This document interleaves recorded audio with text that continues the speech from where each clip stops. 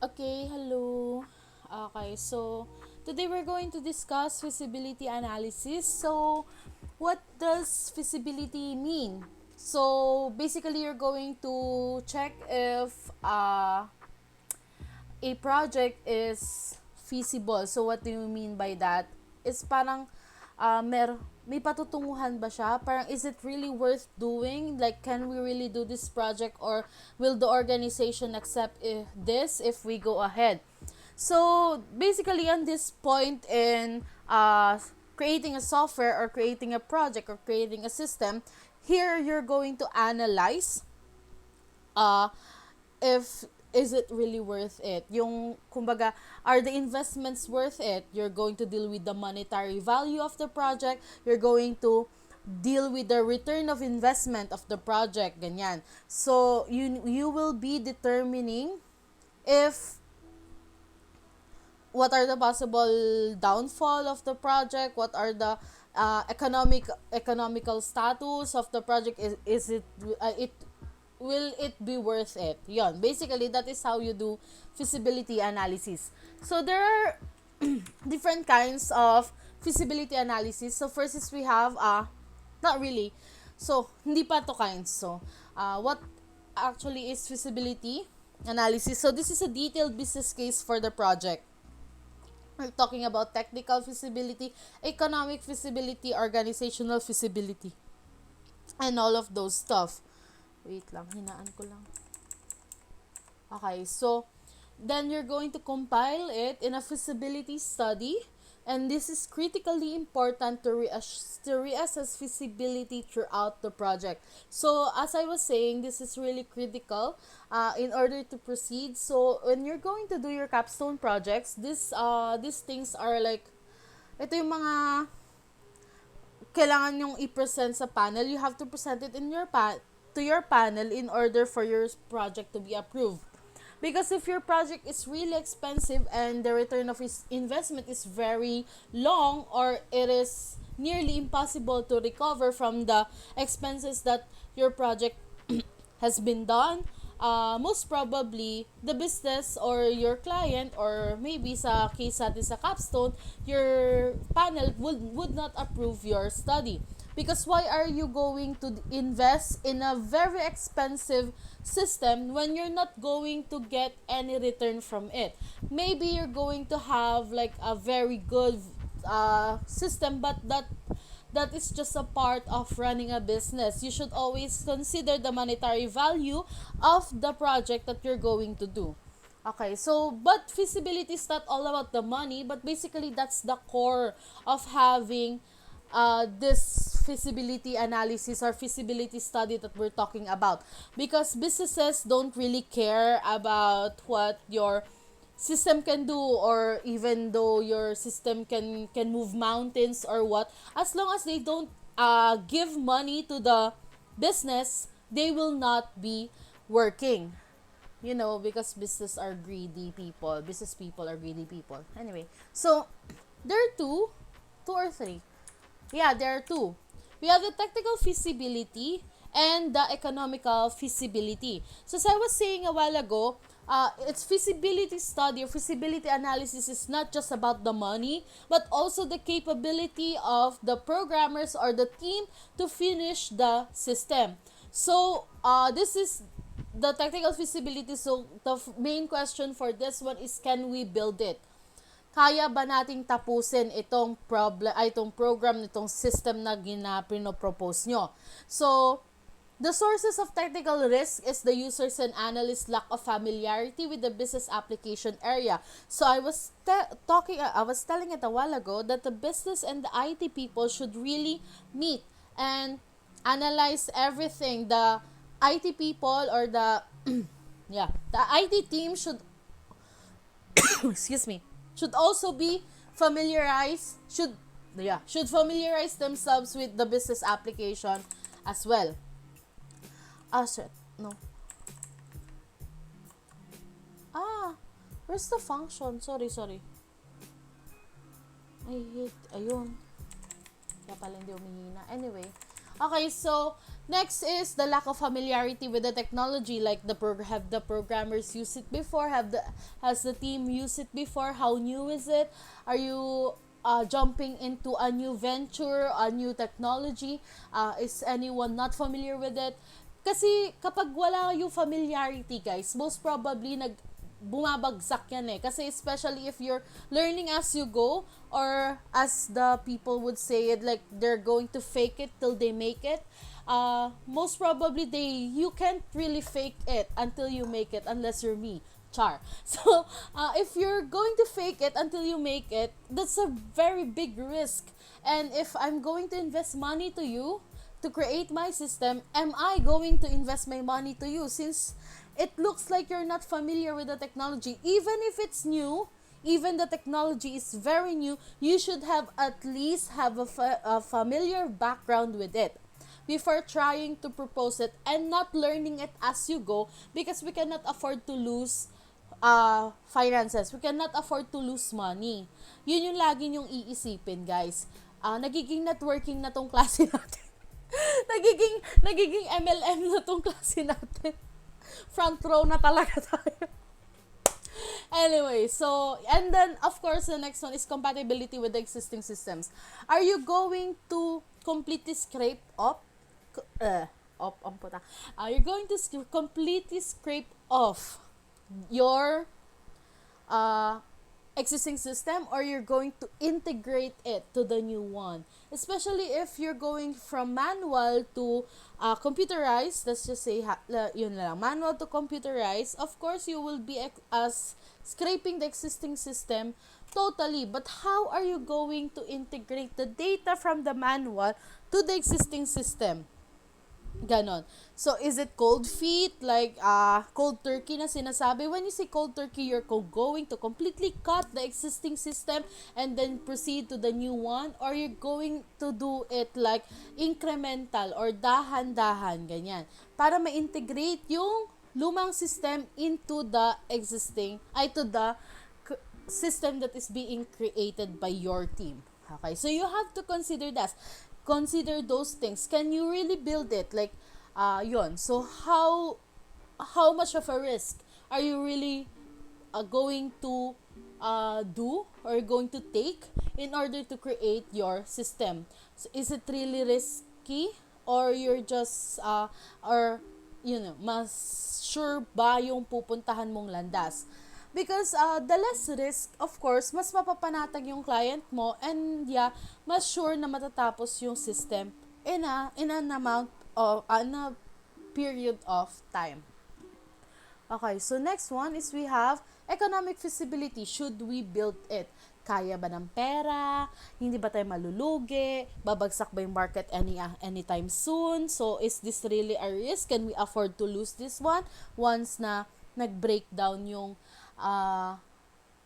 budget and all of those? So, you're going to identify the costs and benefits. So, we have this what we call cost-benefit analysis. This is another document that we're going to learn.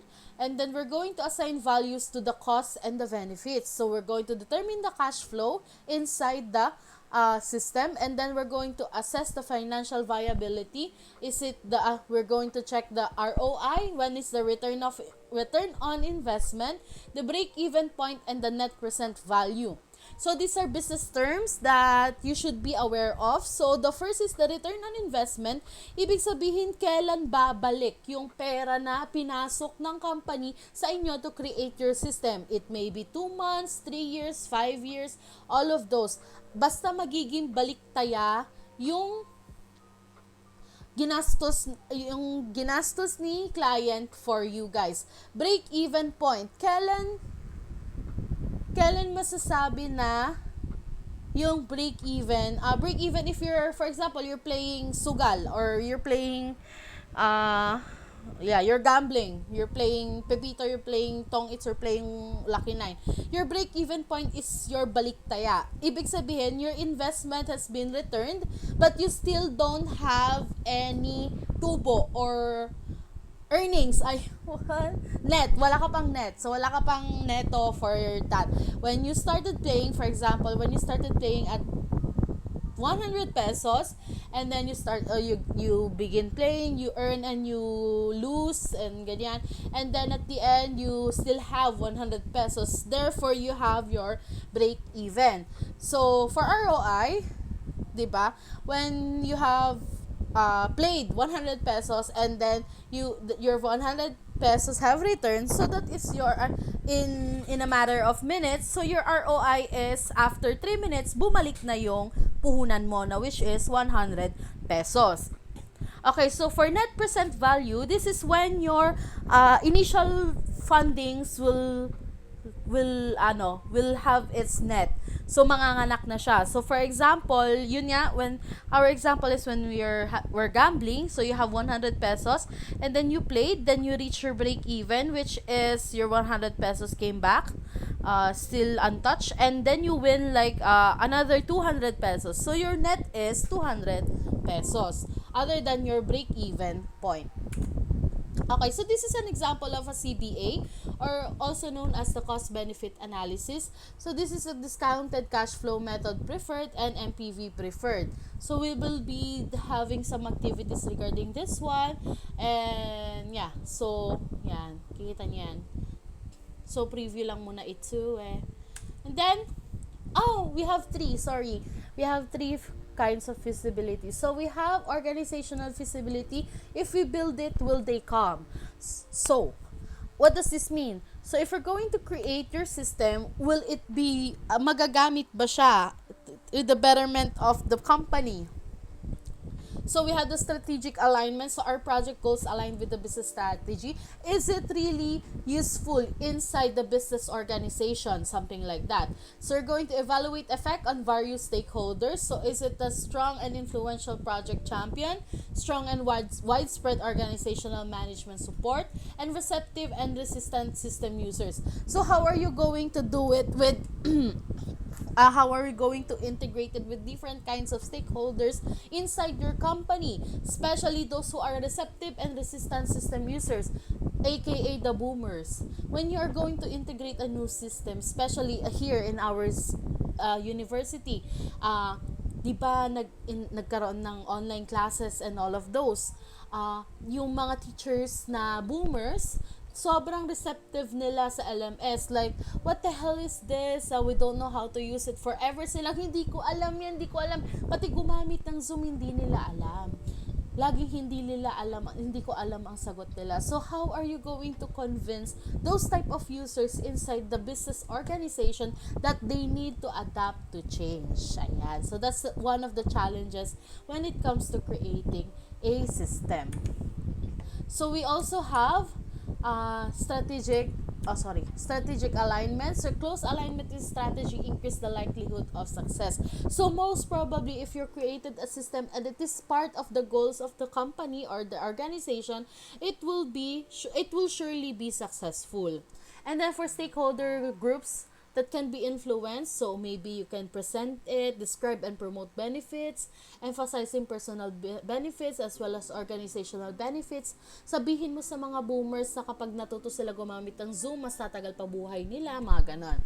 So prototypes help prove the system concept and real user involvement throughout the project. So it is really better if you create your projects with the client, that the client is hands-on with you guys, that you're currently consulting with them, you're regularly consulting with them, tapos you are showing the progress of your system, and at the same time they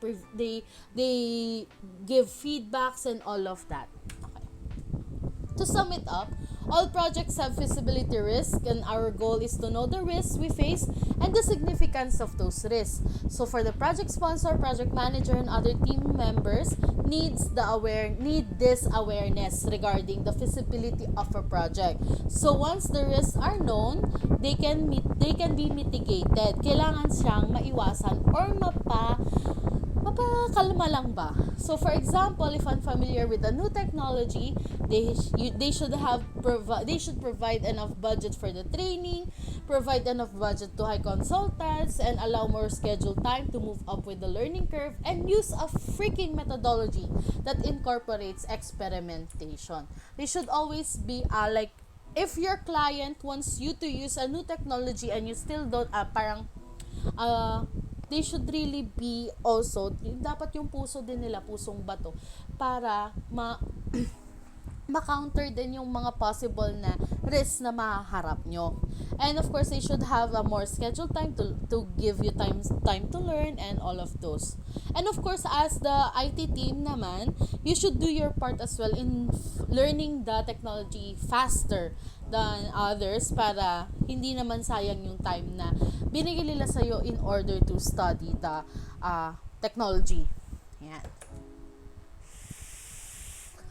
So, essential to continuously review and revise the feasibility assessment. So, how well are we managing the risks we previously identified? So, are adjustment needed? So, risk is being managed and risk is not well managed and needs further attention. So, you're going to, this is like checklists when you're going to do stuff. So, while are you mitigating the risk? Are there any new risks that have appeared? Or if so, what are the actions needed to address those risks and budgetary and schedule effect? When there are risks that biglang nag-surface, kaya pa ba ng oras at saka budget para maayos yon? Yan. So, basically, that's it. So, as I was saying, when you're going to create your systems and then there are risks, please avoid, you're talking to your clients, right? Iwasan nyo na lang na magbigay ng food. So, food means, FUD means fear, uncertainty, and doubt. So that your users or your clients is steady, calm, yung hindi sila masyadong magpapanik kapag may mga risk na nangyayari. So, you should always take it professionally and think about the solutions agad-agad. Like, in a snap of your, kaya nga nagkakaroon tayo ng feasibility analysis or feasibility study so that the risk will be parang mahahanap na agad, parang hindi naman mapreprevent but mitigate, parang alam mo na agad kung ano yung solution when it comes to those risks. So ayun, so done discussion, we will be creating some examples of feasibility study or feasibility analysis sa Discord na lang. Okay, bye-bye. Hey.